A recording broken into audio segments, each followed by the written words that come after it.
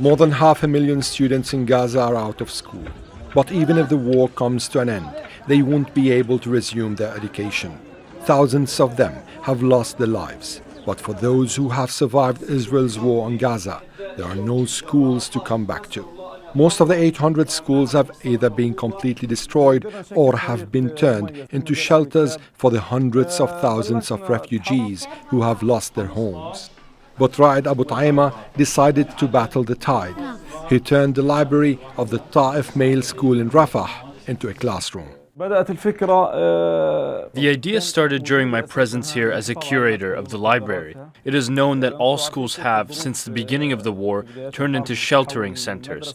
Children started to flock to the library asking if they could borrow some books or stories. Instead of addresses, I recorded tent numbers in the library's borrowers register. With time, a student named Hamza suggested if they could sit and study. And that's how the initiative Light a Candle came about. A team of teachers are volunteering to instruct these children on different subjects. This initiative is 1.5 months old. It was a brilliant idea. Knowledge is the cornerstone of our future. We must continue with our education in order to be able to build our country, our future. We come here every other day. We are taught many subjects: Arabic, science, maths, in addition to literature and poetry. The teachers are also providing the kids with psychological and moral support.